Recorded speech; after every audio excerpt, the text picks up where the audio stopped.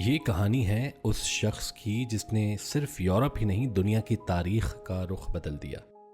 ایک آرٹسٹ بننا چاہتا تھا لیکن بنا ایک ڈکٹیٹر۔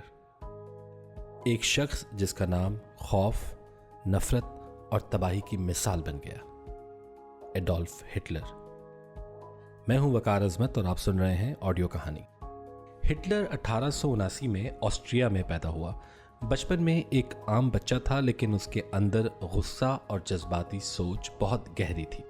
اس کا سب سے بڑا خواب تھا ویانا کی آرٹ اکیڈمی میں داخلہ لینا، لیکن 2 بار فیل ہونے کے بعد اس کا دل ٹوٹ گیا۔ یہ وہ وقت تھا جب اس کے اندر نفرت نے جگہ لینا شروع کیا۔ یہ نفرت خاص طور پر جوئش لوگوں کے لیے تھی، جسے وہ اپنی زندگی کی ہر ناکامی کا ذمہ دار سمجھنے لگا۔ پھر آئی world war. Hitler German army میں بھرتی ہو گیا۔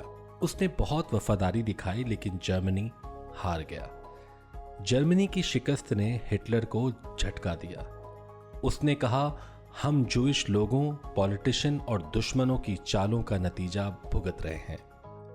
1920 میں ہٹلر نازی پارٹی میں شامل ہوا، ایک چھوٹی سی پولیٹیکل جماعت، لیکن ہٹلر کی جذباتی تقریروں نے اسے طاقتور بنا دیا۔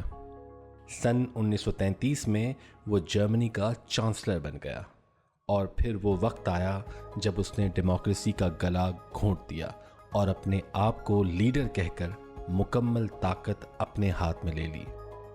ہٹلر کا سب سے بڑا جرم تھا ہولوکاسٹ۔ اس نے 6 ملین سے زیادہ جوئش لوگوں کو موت کے گھاٹ اتارا۔ کیمپس میں ایک خاص جگہ ہوتی تھی، گیس چیمبر۔ لوگوں سے کہا جاتا تھا کہ نہانے کا وقت ہے۔ وہ لوگ کپڑے اتار کے اندر جاتے اور پھر دروازہ لاک کر دیا جاتا۔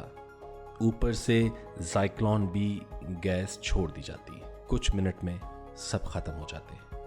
ان کی لاشیں فرناسس میں جلا دی جاتی۔ کچھ کیمپس میں تو 24 گھنٹے دھواں نکلتا رہتا تھا، صرف انسانی جسموں کا۔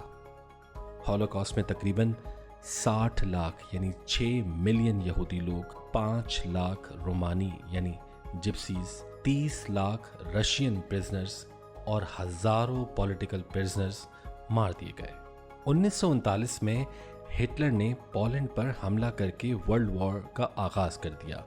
پوری دنیا جنگ میں الجھ گئی۔ جنگ میں لاکھوں لوگ مر گئے، شہر تباہ ہوئے اور جرمنی 2 حصوں میں تقسیم ہو گیا۔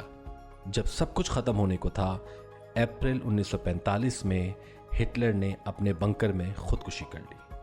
ہٹلر کی کہانی ہمیں یہ بتاتی ہے کہ کس طرح ایک شخص جس کے پاس لفظوں کی طاقت تھی، وہ دنیا کو نفرت اور تباہی کی آگ میں جلا گیا۔ یہ صرف تاریخ نہیں، یہ ایک سبق ہے۔ جب نفرت کو چھوڑا نہ جائے تو وہ پوری انسانیت کو کھا جاتی ہے۔